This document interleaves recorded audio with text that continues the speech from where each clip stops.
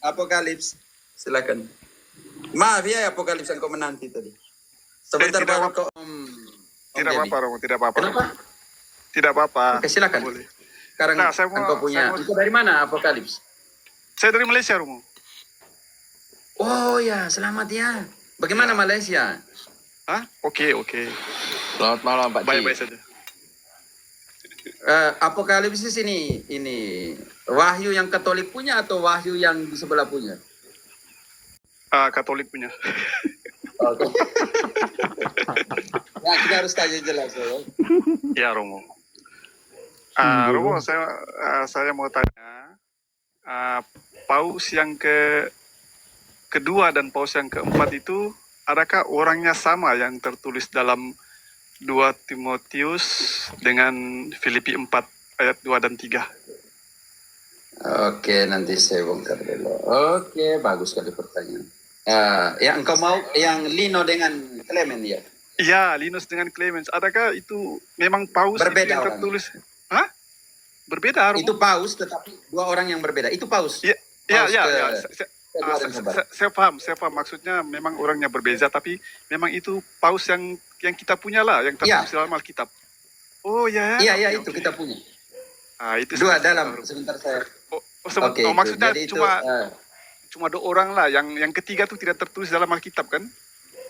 Tidak. Hanya 3. Petrus, Lino dengan Clemens. Ya, Clemens. oke. Saya hanya konfirmasi itu saja. Dr. Paus. Ya. Oke. Kalau mau saya Petrus, saya baca sedikit, oke? Petrus. Boleh, Romo, boleh. Petrus tahun 30 ya, 33 proses sampai dengan 67 Masehi. Oke. Simon ben Jonah Galilea Palestina. Oke, yang Yesus sendiri katakan di Matius 16, 18, 20 dan begitu banyak keutamaan Petrus. Oke, yang kedua yang engkau bilang Lino. Lino dari 67 sampai 68, oke? 67 sampai dengan 76. Kematian Petrus. Kalau begitu maksudnya surat Rasul Paulus nih sekitar tahun 70 atau 60 begitu ah? Nah, tergantung suratnya apa. Sebab surat pertama Paulus punya itu Tesalonika ditulis tahun 50. Roma tahun 54. Kalau yang ini sebelum kematian. Kalau Filipi dengan Timotius nih?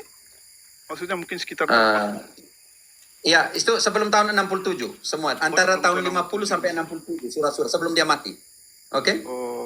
Oke. Saya hanya mau tanya tahun saja. Dari Lino kita temukan di dalam 2 Timotius 4 ayat 21. Ya. Paus ini. Oke. Ya. Dia adalah muridnya Paulus, oke? Oh, murid Paulus. Romo, mohon maaf, saya mau bertanya. Ini ada Pak Kuli Pertalet dari mana, Pak? Dari orang kita. Belum Pontianak, Mas. Orang kita. Oh, orang kita. Dari paroki ya? Atau keuskupan? Iya. Oh iya, orang baik, kita. terima kasih. Paroki Bunda Maria Jeruju.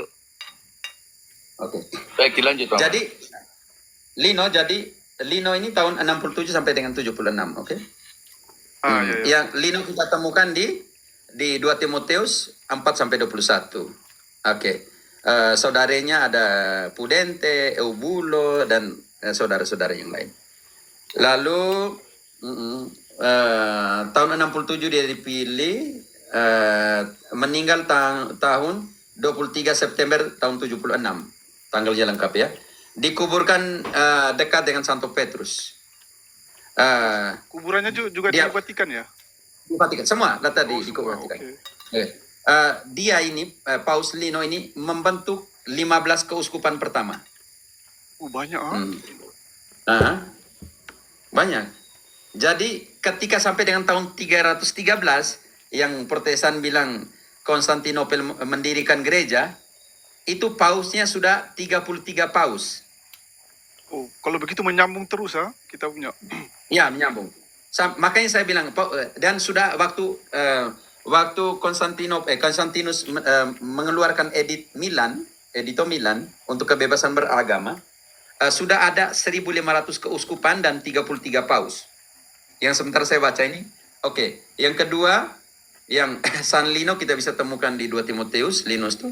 Setelah yang ketiga, anak Kletus, dari Roma, dia dari 76 sampai dengan tahun 88. Dia mati tahun 88 sebagai martir di Roma. Oke? Lalu San Clement yang kau katakan tadi, Yang keempat, pos keempat. 88 sampai tahun 97. Artinya San Clement ketika dia jadi paus, Rasul Yohanes masih hidup. Hidup ya betul. Sebab Yohanes meninggal tahun 90-an kah? 100 kah? Tahun 100. Tahun 100. Sekitar tahun itu. Wahyu ditulis terakhir, oke. Jadi, ada di Filipi 4 ayat 3. Itu San Clement, oke? Iya. 88 sampai dengan 97. 97 sampai dengan 105, Evaristo. Dari Grecia, dari Yunani. Setelah itu, Alexandre I, Roma, tahun 105 sampai dengan 115. Pada saat inilah Alexandre I jadi paus. Pada saat inilah, tahun-tahun inilah di mana Ignatius dari Antioquia mengatakan di mana ada gereja Katolik, di mana ada Kristus, disitulah gereja Katolik. Oke. Bisa mengerti? Daftar. Kita langsung ke daftar yang sampai dengan Konstantinopel, oke?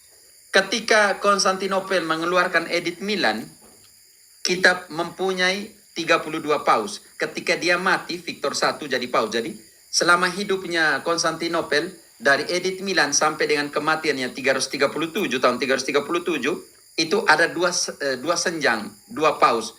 Ke-32, ketika dia mengeluarkan Edit Milan, yang paus namanya Melkisedes atau Maltiades, tahun 331 sampai dengan 311 sampai dengan 314. Sedangkan Edit Milan dikeluarkan 313.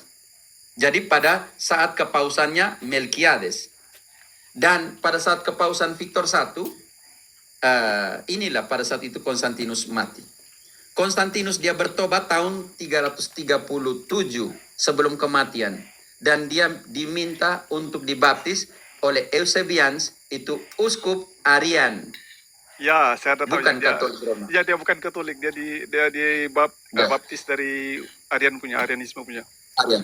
Jadi bagaimana mungkin seorang yang ketika 311 dia tidak Katolik, dia mendirikan gereja Katolik yang bukan Katolik? Tidak logis kan? Ya. Bagaimana dia yang dibaptis, Edit Milan dikeluarkan 313, sedangkan dia mati 337 dan dibaptis pada tahun itu, dan bukan oleh Katolik tetapi oleh Arian. Bagaimana mungkin dia yang bukan Katolik mendirikan gereja Katolik? Kan lucu. Mulai dari situ terus 382 Paus Damasus I kanonkan kitab suci, terus sampai dengan 267 Paus Leo ke-14 ini. Jadi tidak pernah terputuskan suksesi apostoliknya. Ya, sebab saya ada nampak video beberapa hari lepas, ada tertulis dia mengatakan bahwa di dalam Alkitab ada tertulis 2 paus, yaitu Clemens dengan Linus. Jadi saya cek balik di dalam Tiga. Ya, betul. Petrus, Petrus. Linus, dan Sebelum paus di Roma, pertama, kedua, dan keempat. ya, sebelum ini saya hanya tahu Petrus saja. Tapi yang video tuh cakap ada 3 kan, jadi saya buka kembali di 2 Timotius dengan... Ada di 2 Timoteus dan Filipi. Ya, jadi saya tengok, ya betul, ada nama Clemens dengan ini Linus. Jadi itulah saya ingin Linus yang kedua, Clemens yang keempat. Oh, ya. Dan ya, Pak Clemens punya surat itu bagus sekali. Surat Clemens ke Roma, ke Korintus dan semua. Pada saat itu Rasul terakhir, Rasul Rasul Yohanes masih hidup. Yohanes tidak pernah pergi mengatakan, saya ini yang dipilih langsung oleh Yesus, saya yang jadi paus. Tidak. Dia menghargai. Sebab dia menghargai yang terpilih. Menghargai Linus, menghargai Akleto, menghargai Clemens. Bukan dia yang dipilih. Memang. Pilihnya orang lain, ya sudah. Kalau begitu Yohanes masih hidup, dia tidak pergi mengatakan, saya yang berhak jadi paus. Tidak ada. Yohanes menghargai kok. Ya, dia hargai sebab dia bilang tugas saya lain mungkin untuk menulis Injil, menulis Wahyu. Ya, dia kan begini, ketika dia menulis Wahyu Apokalipsis dalam 1 ayat 19 dia bilang, saya adalah hamba di dalam penderitaan, hamba Tuhan di dalam penderitaanmu. Wahyu 1 ayat 9, itu kata-kata hebat banget dari Paulus, dari Yohanes. Kita baca ayat itu nanti Apokalipsis selanjutnya. Oke. Yohanes, pada saat Clemens jadi paus, sebelum kematiannya tuh, itu dia masih hidup loh. Yohanes masih hidup. Dia masih menulis wahyu pada saat itu. Dia tidak pernah protes bahwa saya yang dipilih langsung oleh Tuhan dan murid terkasih. Tidak. Maka dia yang jaga ibu Bunda Maria kan? Oke. Bukan. Emang ada rumahnya di Turki, di Smyrna, di Efesus. Ya. Ya betul juga. Dia yang menerima mandat di salib Yohanes 19 ayat 26-27. Inilah ibumu, inilah anakmu. Jadi seorang pengikut Kristus yang setia dan menjadi murid terkasih harus bawa Maria ke rumahnya. Kalau Protestan tidak bawa Maria ke rumahnya, standar murid terkasih belum masuk ke sana. Ini bukan kata saya, kata Injil. Sofi, tolong. Yohanes 19 ayat 27, Marcel. Murid itu bawa siapa ke rumahnya? Siapa tuh? Yohanes 19 ayat 27. ya.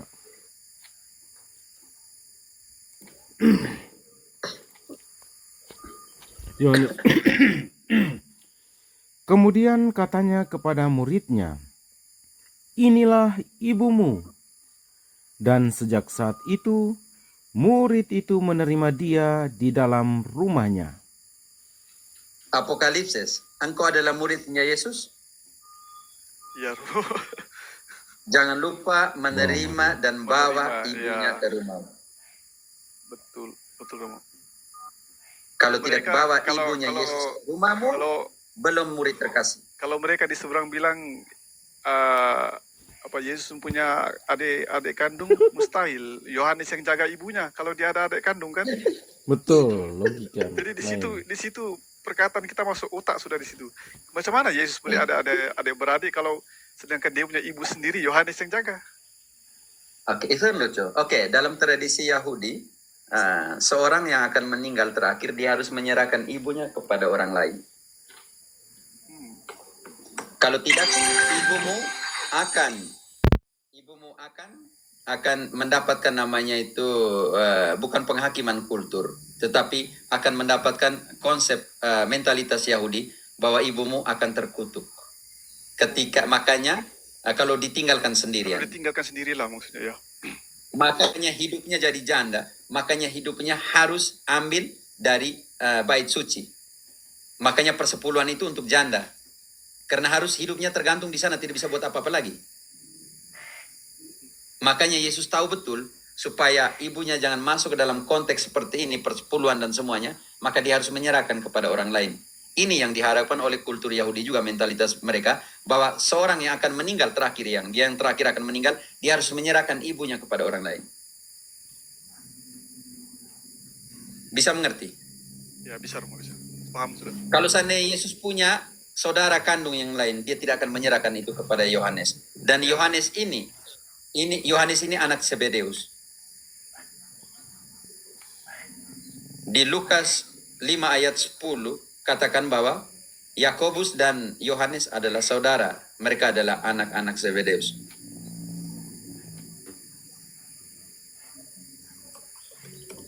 Bisa mengerti? Ya, Romo, bisa paham, Romo. Saya Oke, pernah Romo. jelaskan itu ya. Oke, Romo, terima kasih Marcel, banyak. engkau. Sudah jawab semua Ya. soalan. Terima kasih banyak, Romo. Oke, Ada orang mantap. lain, Ramalan Apokalips. Oke, terima kasih. Teman-teman yang mungkin sudah tanya bisa turun. Gaby, engkau Aman dari bisa Tambol turun gimana Ramalan nih? Apokalips. Ya Romo, selamat. Atau Apokalips, kita mau bongkar saudara-saudaranya Yesus dulu atau bagaimana? Oke, boleh, Romo. Kalau Romo mau teruskan saya atau ada lain mau tanya? Bertanya Oke, orang lain. karena engkau oke. Oke, saudara-saudarinya Yesus, ini pentingnya. Mereka ambil dari mana? Kita bongkar dulu ya. Bantu dong. Markus atau Matius. Matius, saya pakai Matius 13:55. Daftar saudaranya Yesus dulu. Matius 13 ayat 55. Bukankah ia ini tukang kayu? Bukankah ibunya bernama Maria dan saudara-saudaranya Yakobus, Yusuf, Simon dan Yudas? Tahan dulu. Tahan dulu. Oh, jadi Apokalips, maksudnya engkau buat daftar. Kau daftar, buat daftar nama-nama saudaranya Yesus. Halo? Iya, Romos. Iya, Romo. Apokalipsis. Iya, ya. Sekarang kita buat daftar yang mereka pakai. Oke, yang Protestan ya. pakai. Inilah saudara-saudaranya Yesus. Yang pertama, Yakobus, Oke. apa lagi? Yakobus, Yusuf, Oke. Sudah tulis. Yakobus. Sudah, Romo. Yakobus, Yusuf, Yusuf. Simon, Oke. Simon, dan Yudas. Yudas. Oke. Yudas. Oke, tambah satu yang mereka bilang Yohanes, oke, di kayu salib. Berarti berapa saudaranya Yesus? 5. 5 menurut yang tertulis lah. 5. Oke, sekarang kita mulai bongkar-bongkar, oke? Kalau saudaranya Yesus, Simon itu akan dikatakan Simon dari Simon dari Nazaret. Iya, ya. Nazaret. Pasti. Kalau Yesus kalau dari betul Nazaret. lah. Sekarang kita mau bongkar, oke? Jadi siapa Simon itu Kalau dari mana betul. itu? Oke, sekarang kita mau. Oke, sekarang yang pertama Yakobus. Sekarang kita lihat daftar para rasul. Yakobus ini siapa? Yakobus 1 ayat 1. Ini Kita surat mulai Yakobus. coret-coret ini, oke? Ya, Yakobus 1:1, oke. Apakah Yakobus ini adalah saudaranya Yesus atau bagaimana? Salam dari Yakobus, hamba Allah dan Tuhan Yesus Kristus kepada kedua belas suku di perantauan. Yakobus tadi apa? Apokalipsis? Hamba Allah. Hamba Allah. Saudaranya Yesus atau hambanya Tuhan? Dia sudah cakap hamba. Jangan Hamba dulu Allah. coret. Kita tahu dulu. Yakobus hamba. Oke, sekarang kita belum tahu Yakobus ini siapa. Tadi dikatakan hamba. Sekarang kita bongkar. Lukas 5 ayat 10. Yakobus ini saudaranya siapa? Oke. Demikian juga Yakobus dan Yohanes, anak-anak Zebedeus, yang menjadi teman Anaknya siapa? Zebedeus. Zebedeus. Oke, Yebedeus punya anak. Kita coret Yakobus, kita coret Yohanes, oke? Sudah. Sekarang Yusuf, Simon, dan Yudas. Yang kita harus cari, oke? Yudas dulu. Surat Yudas 1 ayat 1. Yudas ini siapa?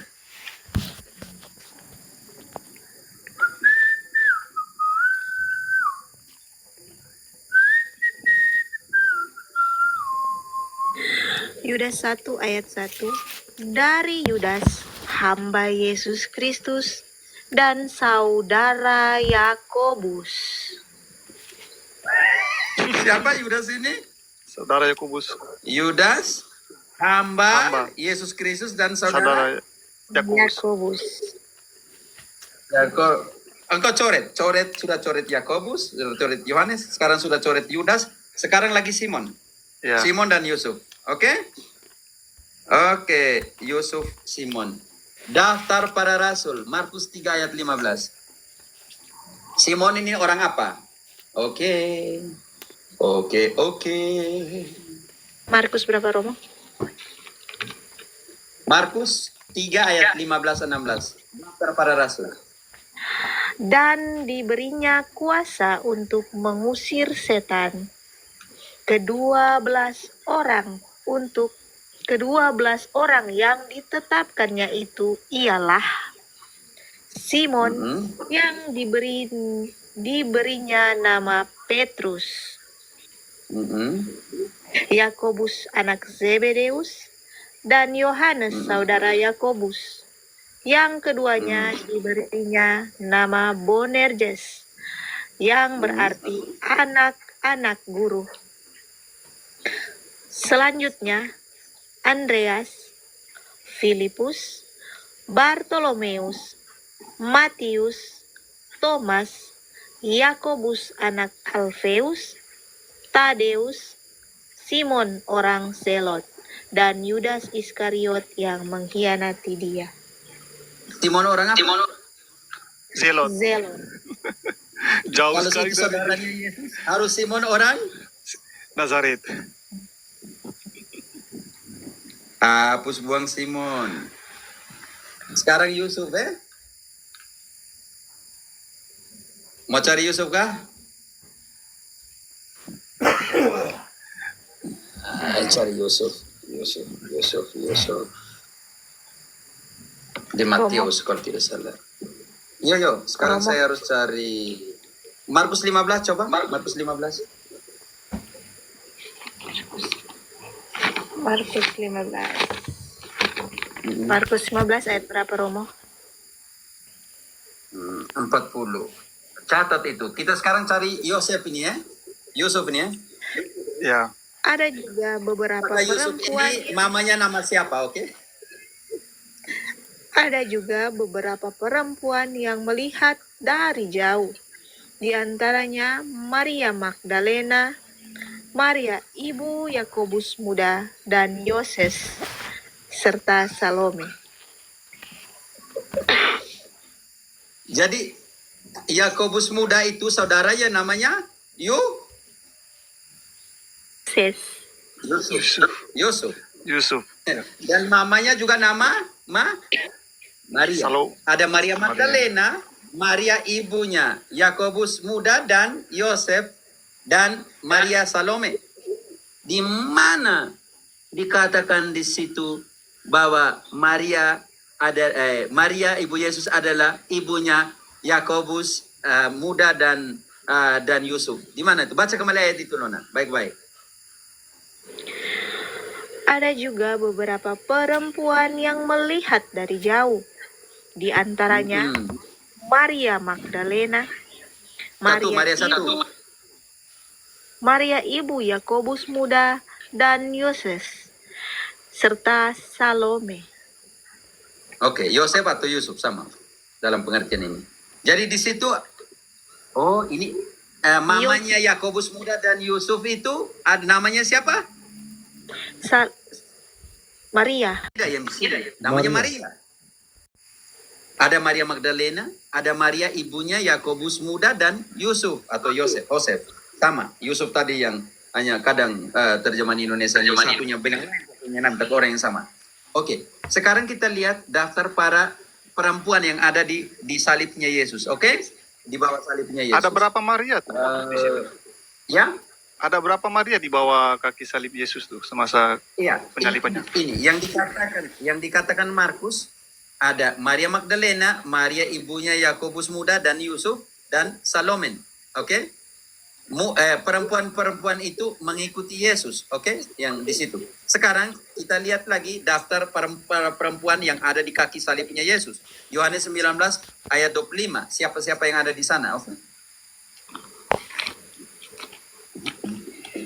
Tapi kita sudah hapus semua nama tadi toh? Ya, sudah Romo. Tinggal Yohanes Yohanes belum.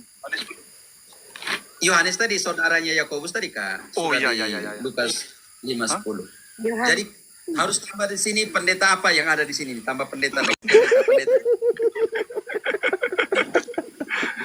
Cukup Romo, cukup. Cukup cari tiga Maria itu di bawah kaki. Oke, di bawah kaki Yesus. Oke, Yohanes 19 ayat 25. Belajar baik-baik apa Bapak Pendeta. Dan dekat salib Yesus berdiri ibunya dan saudara ibunya. Saudara ibunya. Maria istri Klopas dan Maria Magdalena. Maria Magdalena. Kalau saya lucu. Kalau bilang ibunya Yesus harus sebut Maria ibunya Yesus. Selesai. Kalau begini maksudnya ada salah pemahaman, salah tafsiran mereka. Ya, karena tidak mau baca baik-baik. Mereka hanya namanya ayat tertutup. Mereka memahami kata saudara, artinya semua kata saudara artinya saudara kandungnya Yesus. Mungkin mereka anggap itu sebagai saudara apa secara ibu yang inilah satu ibu lah maksudnya. Mereka Oke, punya kalau tanggapan. kata Apokalipsis, kalau pakai kata saudara, adalah saudara kandungnya Yesus, kasihan Maria. Iya, betul. 1 Korintus 15 ayat 5. Sampai 1 Korintus 15 ayat 5-6. Berapa yang harus dilahirkan Maria?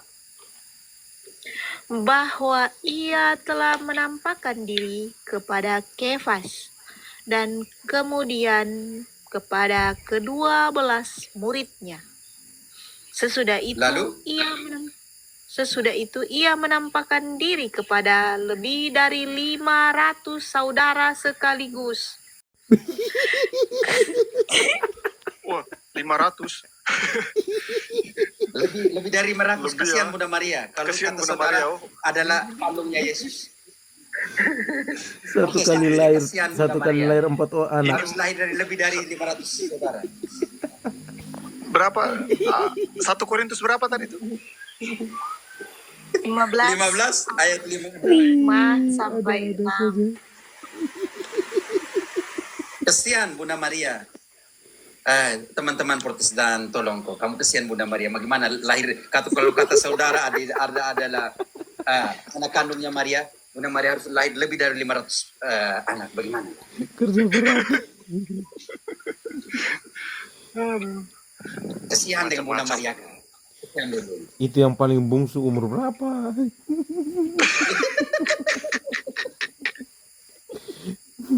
Jangan-jangan waktu disalib itu dia sementara mengandung. Iya, benar. 500 Kasihan. ini. Lebih dari 500. Ya, Romo, Berarti mereka tuh lahir kembar Bunda Maria umur berapa tahun? Bunda Maria umur berapa tahun? Kalau 1 tahun lahir 1, artinya Bunda Maria harus lebih dari 500 tahun. Hidup. Kira hamil kembar. Kasihan dengan Bunda Maria kak, kamu nih. Teman-teman Hamil yang kembar pun tidak sampai begitu banyak itu. ada yang bilang termasuk pendeta Esa Soru lagi. Ampun. Kembar 500 Ya, kalau- berapa lama itu ngeluarinnya? Kasihan Bunda Maria. Iya, kalau 1 orang 1 tahun 1, Betul. Wih, mama mia. sampai Yesus sudah pergi juga. Padahal Yesus tuh Ibunya masih mengandung lagi. bayangkan, hanya 33 tahun. Berarti Bunda Maria dalam 33 tahun itu harus lahir bagaimana sampai dengan 500 saudara? Logika, pakai logika sedikit. Aduh, Tuhan Dewi. Ada yang bilang termasuk pendeta Esa Soru di mana? Kamu nih jangan kasih panas-panas. Nah, tidak, maksudnya kita pakai logika. Kalau Yesus dari umur 1 tahun sampai dengan 33 tahun dia meninggal. Lalu kata saudara ditafsir sebagai semua anak kandungnya Maria, maka apa yang terjadi di sini?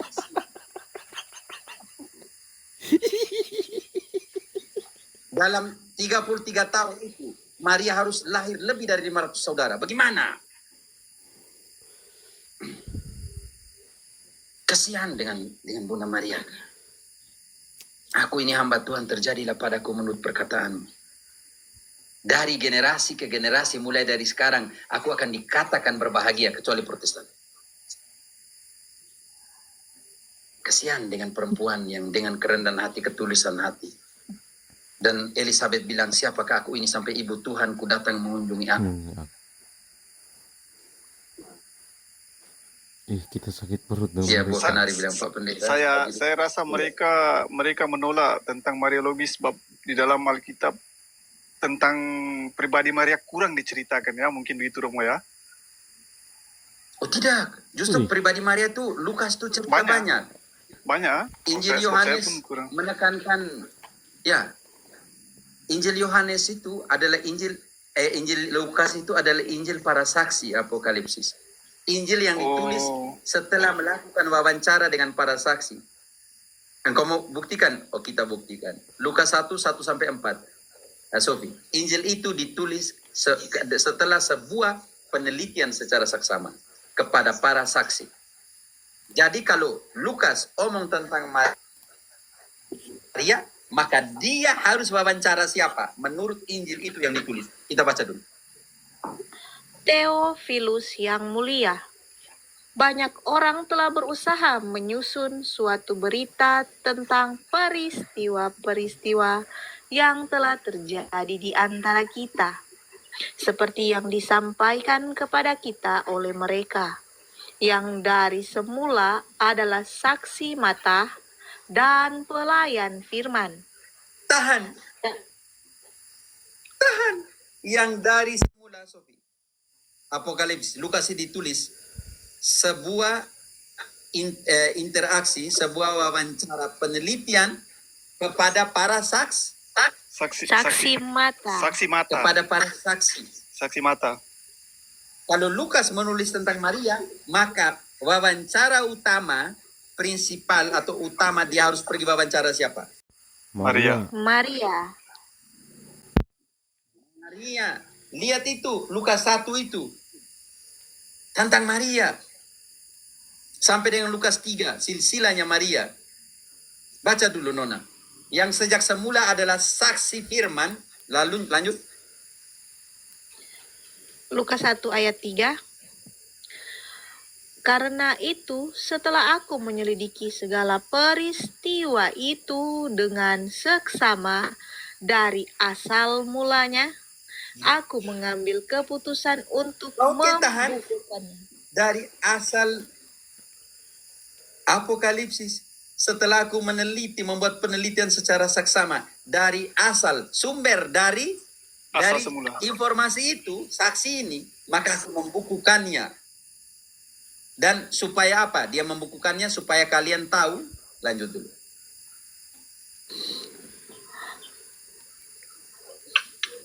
Untuk membukukannya dengan teratur bagimu, supaya engkau dapat mengetahui bahwa segala sesuatu yang diajarkan kepadamu sungguh benar. Adalah benar. Sungguh benar. Karena apa yang dibuat oleh Lukas, Apokalipsis, meneliti, menginterview para Saksi. asal dari seluruh informasi itu adalah saksi. Makanya Injil yang sangat indah tentang Maria itu Lukas. Bagaimana proses malaikat datang, bagaimana proses Maria mengunjungi Elizabeth, Itu semua bagaimana dicatat. Maria proses perjalanan dicatat oleh Lukas. Karena hasil wawancara, langsung ke sumbernya. Kata Lukas 1-4 yang barusan kita baca tadi. Oke? Oke, Romo. Paham. Wih, Marni, sapu teman yang ada di sini ya. Sapu teman ini, oke. Oke, Apokalipsis, oke. Mungkin ada teman-teman yang lain. Iya. Jadi, Oke, Romo. kalau Terima kasih Apokalipsis banyak mau ya, turun, Romo. silakan. Ya, Romo. Saya akan turun. Terima kasih banyak, Romo. Yo, siapa lagi? Sama-sama. Silakan Apokalipsis, jangan ini apa namanya ya? Jangan ragu-ragu kalau ada sesuatu yang mau ditanyakan begini. Kalau ada live silakan ya. Oke. Romo. Romo, kalau ada Catatan apa-apa, kaki, salam. kalau ada apa-apa saya akan tanya dengan Romo. Terima kasih banyak, Romo. Oke. Romo yang Oke. tadi Sofi yang kau turunkan supaya yang lain kaki. Oh iya. Romo, mau tanya Romo, boleh? Engkau mau Romo. melayani, aku mau tanya dulu. Enggak, cuma yang tentang Tadeus tadi yang itu kayak kalau di apa yang Santo Yudas Tadeus kan Romo? Atau beda? Yudas. Tadeus yang tadi nama Tadeus. Ya, Yudas hanya satu. Yudas dua. Yudas yang mengkhianati dengan Yudas yang tulis itu surat itu. Itu yang Yudas Tadeus kan Romo atau yang nama Tadeus itu? Oh. Iya, Yudas Tadeus. Ada dua, Yudas Tadeus dengan Yudas Iskariot. Siap. Yudas Iskariot itu yang mengkhianati. Oke, terima kasih Romo. Dan Yudas, dia mengatakan dia adalah hamba Allah, bukan saudaranya Yesus. Oke. Di dalam Yudas 1:1. Lanjut Bapak Gebi apa nih? Moloh. Bapak Gebi, Baik. Bu Rominta ya. Boro minta. Ya, Oh ya, Gebi. saya mau tanya saja karena itu malam kan saya sempat debat dengan itu PS Markus itu. Tidak puasnya itu kan dia katakan Bunda Maria itu berdosa. Itu saya tidak puasnya, makanya saya mau tanya Romo, apakah bisa tunjukkan ayat di mana Bunda Maria itu berdosa? Tidak ada. Tidak ada satu ayat yang bisa menunjukkan bahwa Bunda Maria itu berdosa.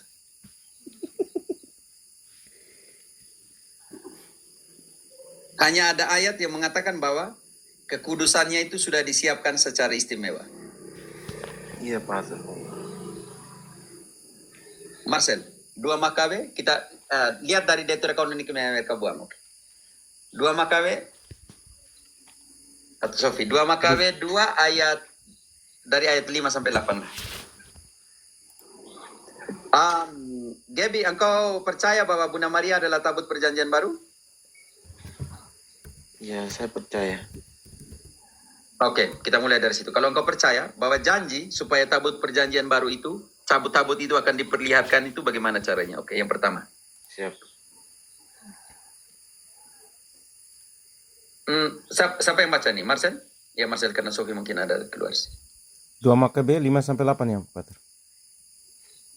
2 Makabe 2. Oh, 2 Makabe. Bentar, Pater. 2 Makabe bab 2 ayat 5 sampai 8. Oke. Setibanya di sana, Yeremia menemukan sebuah kediaman yang berupa gua, kemah suci, tabut perjanjian dan mezbah ukupan di bawahnya masuk, lalu tempat masuk direbat olehnya. Kemudian beberapa orang pengiringnya pergi ke sana untuk menandai jalannya, tetapi tidak mereka temukan lagi. Ketika Yeremia dapat tahu tentang hal itu, maka ditegurnyalah mereka, katanya, tempat itu harus tetap rahasia sampai Allah mengumpulkan kembali umat serta mengasihaninya lagi. Kelak semuanya akan ditunjukkan oleh Tuhan, dan kemuliaan Tuhan serta awan akan nampak lagi. Sebagaimana dahulu. Tahan dulu di situ. Siapa? Siapa yang bisa sandingkan ke Lukas? Sofi agak keluar. Oke, saya Siap. sanding ke Lukas. Engkau tahan di ayat itu. Baik, Baca Pak. kembali ayat yang terakhir tadi. Oke. Yang terakhir. Kelak. Bahwa nanti Kelak semuanya akan ditunjukkan oleh Tuhan, dan kemuliaan Tuhan serta awan akan nampak lagi. Oke, kelak akan ditunjukkan oleh Tuhan, dan kemuliaan Tuhan dan awan akan nampak lagi. Oke, Sofi, engkau sandingkan ke Lukas 1. Jangan dulu selesaikan ayat. Engkau tahan di situ, Marcel. Ya, oke. Kita ke Sofi. Sofi, Lukas 1:3. Siapa yang di dalam perjanjian baru dinaungi oleh kuasa Allah? Jawab malaikat itu kepadanya, Roh Kudus akan turun atasmu, dan kuasa Allah yang Maha Tinggi akan menaungi engkau.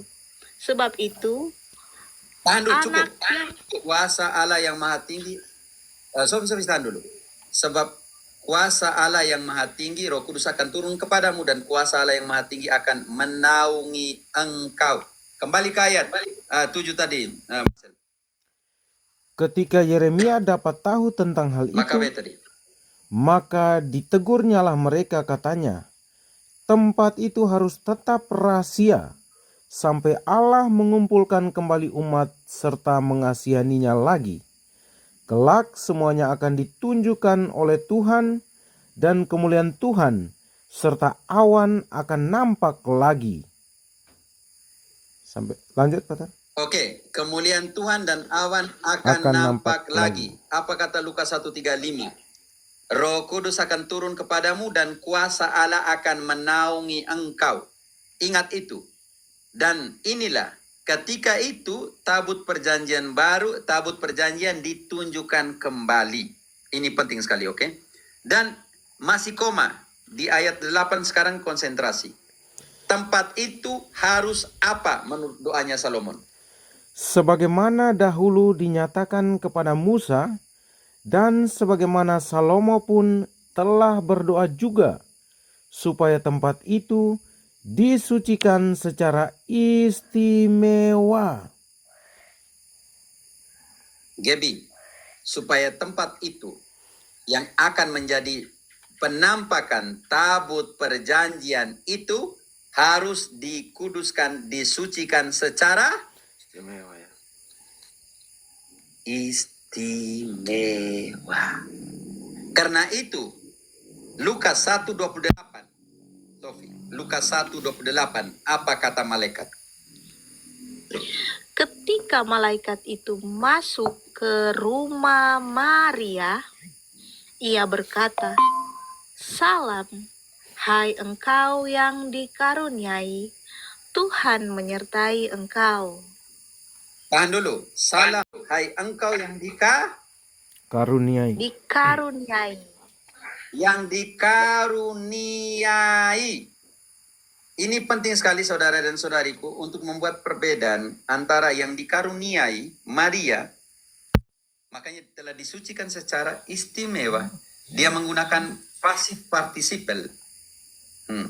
Allah yang membuat dia seperti itu. Karena itu di dalam Makabes secara jelas dikuduskan secara istimewa. Di sini digunakan untuk Maria kata kehiritomene.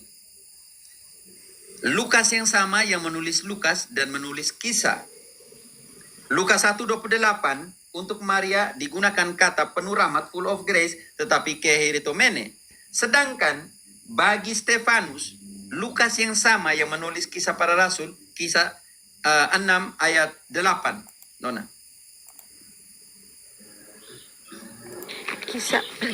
Kisah 6 ayat 8, dan Stefanus yang penuh dengan karunia dan kuasa mengadakan mujizat-mujizat dan tanda-tanda di antara orang banyak. Oke, tahan dulu. Gaby, kalau engkau penulis yang sama, Lukas, penuh rahmatnya Maria dengan kata penuh rahmatnya Stefanus, akan digunakan kata yang sama? Kalau engkau penulis, Gaby. Tidak sama kau Romo. Kalau logika Protestan, penuh rahmatnya Maria dengan penuh rahmatnya Stefanus akan digunakan kata yang sama? Kalau Protestan bilang. Itu tidak sama kan? Kita pakai logikanya Markus Adi. Oh, pasti sama. Kalau Menurut Markus mereka Adi pasti digunakan sama. kata yang sama, penuh rahmat. Oke? Ya, Ini sudah anti-biblis. Karena Maria punya Lukas yang sama yang menulis. Untungnya Lukas bukan Protestan, Lukas yang buat investigasi tadi, dia gunakan untuk Maria, keheritomene, dan untuk Stefanus, yang artinya yang sama, penuh rahmat, digunakan pleres kerito. Yang ini Protestan tidak tahu. Mereka pikir penuh rahmat karena terjemahkan ke Indonesia penuh rahmat, jadi semua full of grace itu sama. Kalau seandainya sama, berarti Markus Adi, contoh bukan ad hominem, akhirnya keheritomene juga untuk Markus Adi, dia melahirkan Yesus kalau begitu. Istri pendeta juga punya keheritomene, penuh rahmat, berarti dia melahirkan Yesus kalau begitu. Penulis yang sama, penuh rahmat ini digunakan dua kata yang berbeda. Ngapain saya sibuk-sibuk? Bagaimana Santo Hieronymus bilang, saya tidak tahu mau menjelaskan, menerjemahkan keheritomene, terlalu besar untuk saya. Makanya dia hanya bisa llena de gracia, full of grace. Dia hanya bilang hanya bisa itu, tapi saya tidak bisa menerjemahkan keheritomene karena itu kata terlalu besar bagi saya. Karena itu pasif participle, maka keheritomene artinya penuh rahmat sebelum selama, dan sesudah. Dan ini kenapa sebelum, selama, dan sesudah? Karena itu kepenuhan dari nubuat Yesaya 7:14. Allah sendirilah yang akan memberi tanda bahwa seorang perempuan muda, seorang perawan akan mengandung dan melahirkan juru selamat. Karena itu, keperawanan imakulatanya Maria adalah tanda kemesiasannya Yesus. Bahwa seorang Mesias harus lahir dari seorang perawan. Yesaya 7 ayat 14.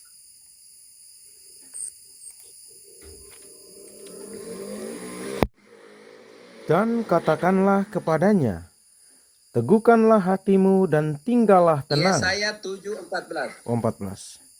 Sebab itu Tuhan sendirilah yang akan memberikan kepadamu suatu pertanda. Sesungguhnya seorang perempuan muda mengandung dan akan melahirkan seorang anak laki-laki, dan ia akan menamakan dia Immanuel. Bayangkan, Allah sendiri yang akan memberi tanda. Seorang perawan akan mengandung. Di mana seorang perawan mengandung, Gebi? Adakah yang di sini Buro minta? Contohnya, apa waktu masih perawan mengandung dan melahirkan? Tidak ada, hanya satu. Inilah sebuah tanda. Tuhan sendiri yang memberi tanda. Tuhan sendiri yang memberi tanda bahwa seorang perempuan muda, seorang perawan akan mengandung dan melahirkan. Ini penting sekali, saudara. Saya tidak mau masuk kepada perawan infartus, postpartus, dan prepartus, sebelum partus. Tapi saya mau katakan satu hal. Satu hal yang saya katakan. Di dalam 2 Makabe sangat jelas. Tempat itu harus dikuduskan secara khusus, secara istimewa. Makanya di dalam Lukas 1:35, anak yang akan engkau lahirkan itu adalah kudus anak Allah. Supaya kudus, maka kedatangan Yesus dari seorang perempuan itu harus di dalam kepenuhan waktu. Galatia 4 ayat 4. Kalau tidak di dalam kepenuhan waktu, tidak akan kudus. Karena itu, Kyrios adalah waktu yang sempurna, adalah rahmat yang sempurna. Galatia 4 ayat 4. Tetapi setelah genap waktunya, maka Allah mengutus anaknya yang lahir dari seorang perempuan dan takluk kepada hukum Taurat. Di dalam kegenapan Waktu. tidak main-main. Perempuan ini melahirkan anaknya Tuhan di dalam kegenapan Waktu. Kyrios. Waktu yang sempurna. Masa sih waktu yang sempurna untuk melahirkan anaknya dari perempuan yang tidak suci dan tidak sempurna? Bagaimana? Kalau sudah sentuh waktu yang sempurna, mau bandingkan dengan apa lagi? Gaby, engkau mau bandingkan dengan apa waktu yang sempurna ini? Tidak ada bandingan lagi, Romo. Saya hanya mau tanya itu saja karena saya tidak puasnya itu. Dia selalu bertanya untuk mau menjelaskan kalau Bunda Maria berdosa itu, makanya saya juga ikut gabung di live-nya itu. Karena dia pakai di sini Yunani, dia pakai kata plenitud, kesempurnaan, pleroma.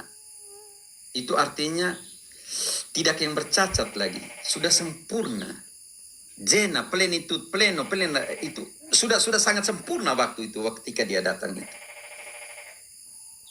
Masa sih dalam waktu yang sempurna dia suruh anaknya lahir dari ketidaksempurnaan? Bagaimana?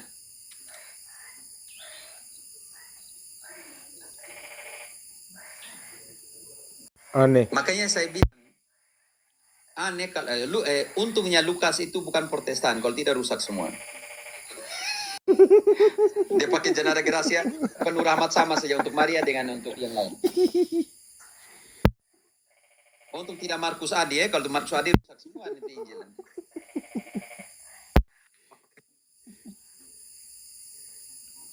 Gaby, nanti Ini saya kirim bahannya. Iya, Romo.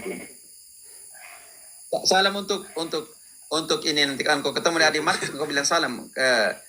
Untungnya Santo Lukas itu bukan engkau kalau tidak rusak semua Injil. Oke.